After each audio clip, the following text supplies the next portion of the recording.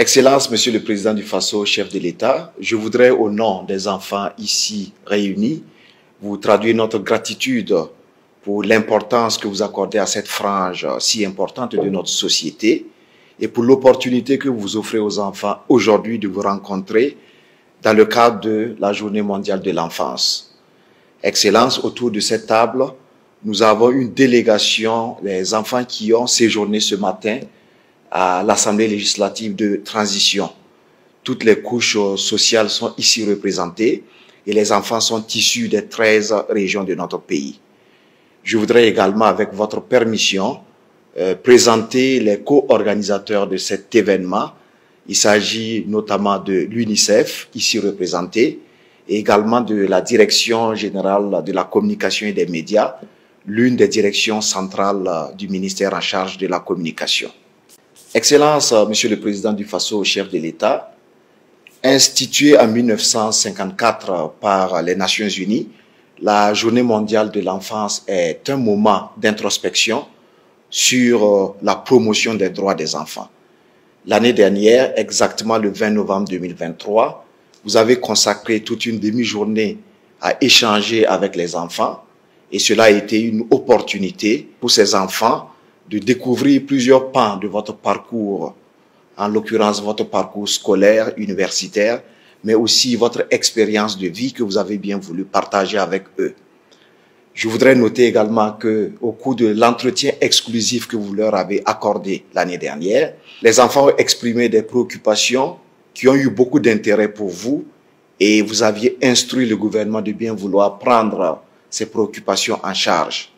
Alors cette année, pour rester dans la même dynamique, nous avons suggéré, Excellence Monsieur le Président du Faso, et vous l'avez accepté, que les enfants séjournent au sein de l'Assemblée législative de transition au cours donc d'une session plénière présidée par Dr Ousmane Bougouma.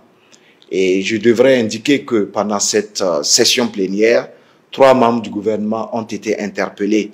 Il s'agit de Madame la ministre de l'Action humanitaire, de Monsieur le ministre de la Santé et de Monsieur le ministre en charge de l'éducation de base. Tous les 3 sont venus répondre aux questions des enfants et qui, sur le champ, ont exprimé leur pleine satisfaction. Alors cette audience que vous avez bien voulu nous accorder sera le cadre pour eux de vous traduire de vive voix leur reconnaissance et éventuellement traduire d'autres préoccupations s'il y en a. Excellence, Monsieur le Président du Faso, je voudrais à présent inviter leur porte-parole à bien vouloir livrer le message. Excellence le capitaine Ibrahim Traoré, président du Faso, chef de l'État. Nous, les enfants du Burkina Faso, sommes ici aujourd'hui à l'occasion de la Journée mondiale de l'enfance pour partager avec vous le point de notre rencontre à l'hémicycle. Cette année, nous avons vécu une expérience incroyable.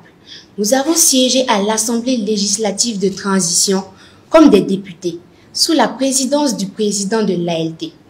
Pendant cette session, nous avons posé des questions importantes au ministre sur les promesses que vous nous avez faites lors de notre rencontre de l'année passée.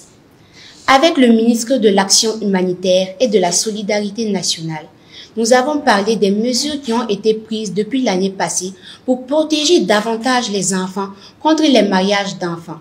Des actions concrètes qui ont été réalisées cette année pour éloigner les enfants du site d'orpaillage et leur permettre de continuer leur éducation. Avec le ministre de la Santé, nous avons posé des questions sur votre engagement à renforcer la gratuité des soins pour les femmes et les enfants. Nous avons demandé les avancées faites cette année pour que cet engagement devienne une réalité pour toutes les familles. Nous avons aussi demandé où en était la construction de l'hôpital mère-enfant pour que les enfants et leurs mères puissent mieux se soigner.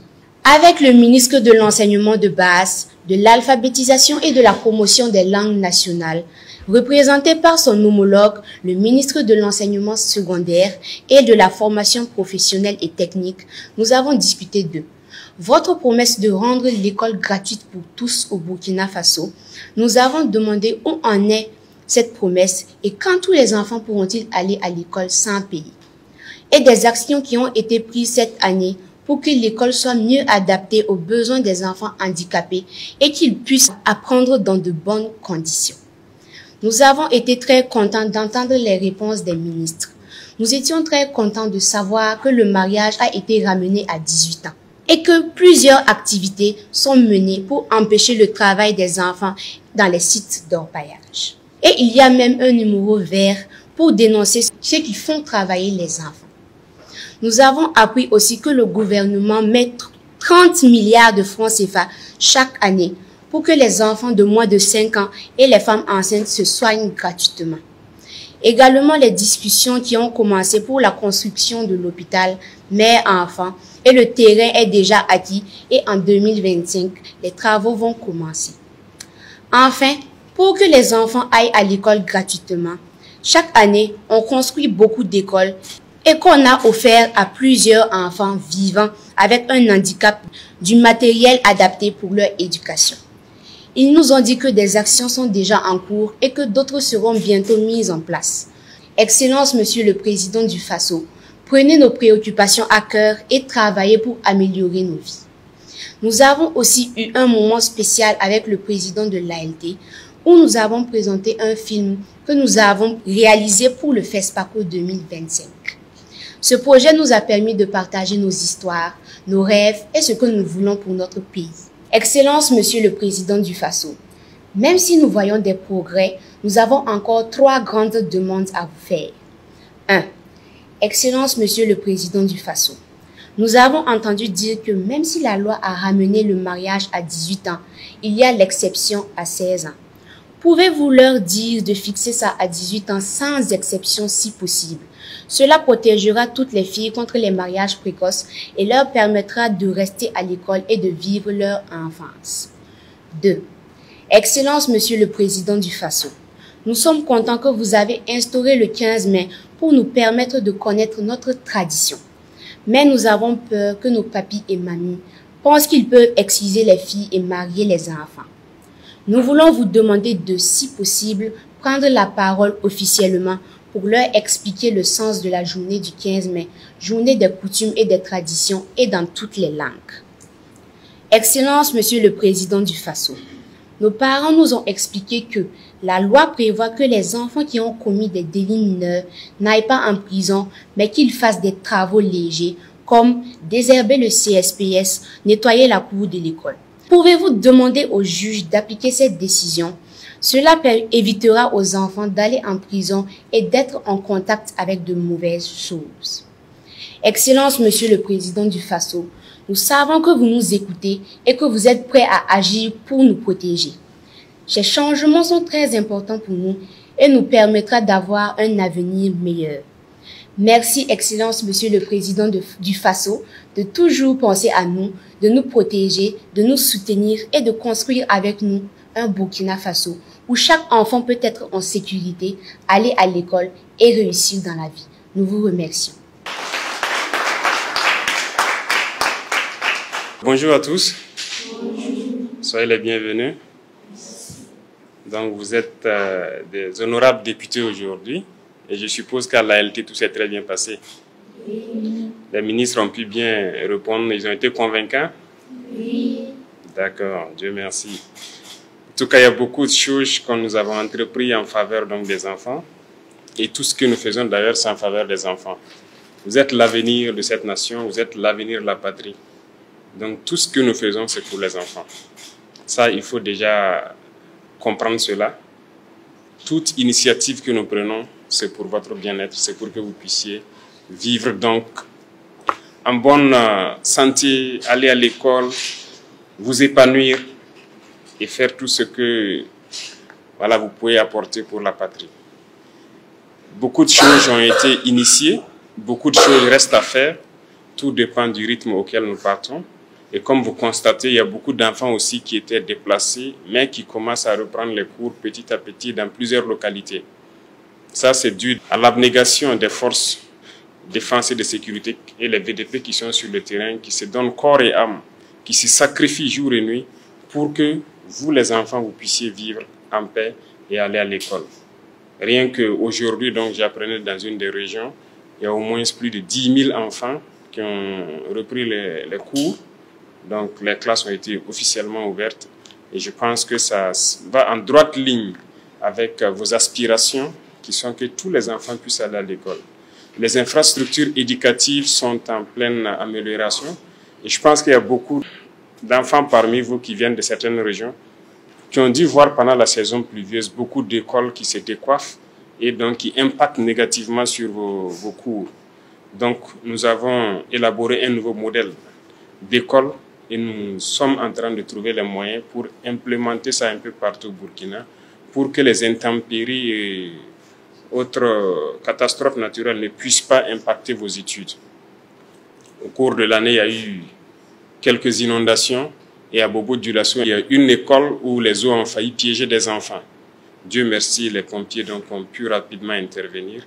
Donc tout ça nous a interpellés à réfléchir à un modèle d'école qui pourra donc permettre aux enfants d'étudier en toute sécurité et de bien étudier. Sur le volet de la santé, comme ils vous l'ont dit, c'est réel. Nous sommes en train de lancer l'hôpital mère-enfant. Rien que cette semaine, j'ai eu une petite rencontre avec quelqu'un du Bureau national des grands projets pour parler de ça. Et j'espère bien que 2025, on pourra le lancer. L'ambition, c'est que vous partez à l'école gratuitement et qu'on puisse vous soigner gratuitement. C'est notre objectif et nous travaillons à ce que cela puisse arriver. C'est notre rêve aussi comme ça. Et c'est ce pourquoi nous nous battons. Dans les mines, nous avons opté pour une technologie actuellement qui a été faite au Burkina Faso. Et donc, si vous voyez, dernièrement dans la région du sud-ouest et avant ça dans la zone donc, des Orvos, on a pu mettre en place ces machines-là qui permettent d'extraire l'or de façon écologique, je dirais, sans utiliser d'abord les produits chimiques qui peuvent être très dangereux et pour les enfants et pour les adultes, mais aussi qui empêchent que les enfants viennent sur la mine et faire certains travaux très pénibles. Donc nous sommes en train de développer toutes ces initiatives pour que les enfants ne se retrouvent pas sur les sites d'orpaillage à casser des pierres qui sont assez pénibles ou à inhaler des substances chimiques dangereuses. Donc nous travaillons à cela pour que, au maximum, d'ici un temps très court, nous n'entendons plus parler d'enfants sur les sites d'orpaillage.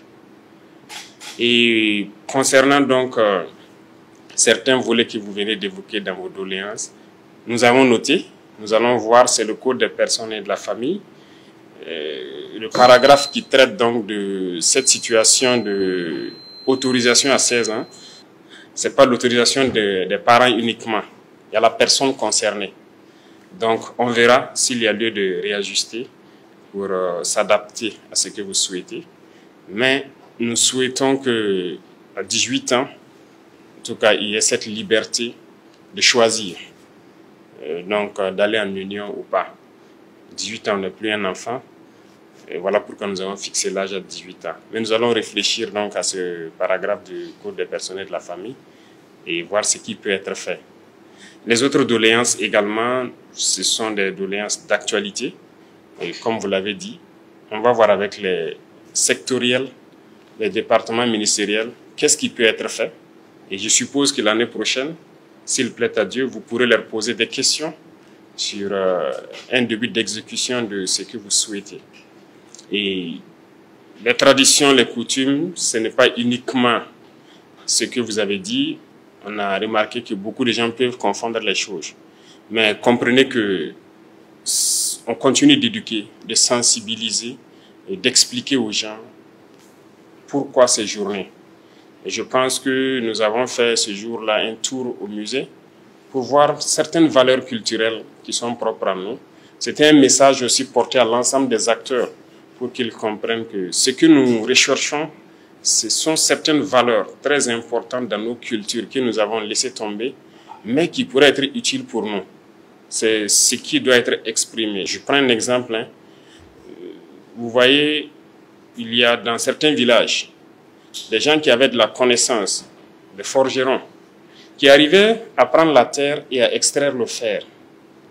Mais aujourd'hui, est-ce qu'il y a des enfants qu'on initie à ça? Est-ce qu'il y a des jeunes qui savent le faire? Je ne pense pas. Mais pourtant, on achète le fer à l'extérieur. Vous comprenez? Mais pourtant, dans nos cultures, il y avait ça. Mais nous avons perdu. Dans nos cultures, quand j'ai été au musée, j'ai vu qu'il y avait des types de constructions que nous avions qui devraient nous permettre aujourd'hui, dans le contexte de guerre, de faire face facilement à l'ennemi. Mais nous avons perdu beaucoup de choses. Bref, il y a tellement de choses positives dans notre culture, c'est ce que nous voulons que nous partons puiser. Mais tout est une question de communication. Nous allons continuer à communiquer et à sensibiliser sur les dérives qui peuvent provenir de la mauvaise compréhension du 15 mai et que ça ne parte pas dans le sens de l'excision ou tout autre fait qui puisse être nuisible à qui que ce soit. OK? Donc, nous pouvons vous assurer que nous travaillons en toute âme et conscience pour que vous soyez de très bons citoyens de demain. Ce pays vous appartient, c'est à vous de le prendre. Nous allons vous inculquer un certain nombre de valeurs et de transmettre ces valeurs à vos enfants. Demain, vous aurez des enfants, vous serez à notre place et vous allez aussi donner tout pour que vos enfants soient dans de meilleures conditions que vous. Quand je vous écoute aujourd'hui, vous êtes meilleurs que nous. On veut que vos enfants puissent être meilleurs que vous. Donc, on est obligé de vous inculquer un certain nombre de valeurs. Et aujourd'hui, à l'école, on a introduit un certain nombre de matières. L'éducation civique, que j'ai instruit le ministère de mettre, c'est pour vous former au patriotisme. Voilà, pour que vous repreniez en main votre patrie. Et ça demande un certain nombre de valeurs que vous devez comprendre et mettre en œuvre tous les jours. Il y a l'agriculture, si on peut le dire, qui sera initiée, les petits jardins que vous allez reprendre à l'école pour commencer à faire de manière pratique certaines choses que vous imaginez. Et je sais qu'il y a beaucoup de gens qui aiment ces activités, qui le font peut-être par contrainte, mais si on vous initie, ça pourra permettre à d'autres de se lancer plus tard, quand ils seront grands, et de choisir leur filière d'ailleurs. Donc, même les métiers, un certain nombre de petits métiers seront introduits à l'école pour que ceux qui ont la passion pour la mécanique, l'électricité ou autre, puissent dès un certain âge commencer à toucher du doigt de manière pratique et pouvoir se spécialiser à un moment donné pour être très performant dans la filière qu'il aura choisie. Voilà un peu un certain nombre d'innovations que nous sommes en train d'introduire à l'école, mais nous restons toujours à l'écoute. Peut-être que vous pourrez vous-même réfléchir à quelque chose et faire des apports. Donc vous n'êtes pas que des enfants, ne vous dites pas que vous ne pouvez pas apporter quelque chose. Vous pouvez réfléchir, faire des propositions aussi à vos enseignants, à vos encadreurs. Ils vont nous faire remonter et ça va nous permettre d'améliorer beaucoup de choses. On se comprend? Oui. Donc rassurez-vous, nous faisons tout pour que vous soyez de très bons citoyens et que vous puissiez vivre dignement des ressources de votre pays et que vous ayez un avenir prometteur. C'est tout notre combat comme ça et nous allons continuer à lutter pour ça. Merci beaucoup d'être passé pour me dire bonjour. Moi, je suis très content de vous recevoir. Je suis toujours très content d'être parmi les enfants. Si je pouvais passer toutes mes journées avec vous, j'allais le faire. Mais vous devez aller bosser. Moi aussi, je dois aller bosser. Mais j'espère qu'on se retrouvera très bientôt. Mais on sera toujours fiers de vous recevoir, d'échanger avec vous. Merci beaucoup à tous. Bon courage et bonne année scolaire surtout. Et que chacun ait des résultats qu'il escompte en fin d'année. Merci beaucoup à tous. Merci. Allez, à tout moment.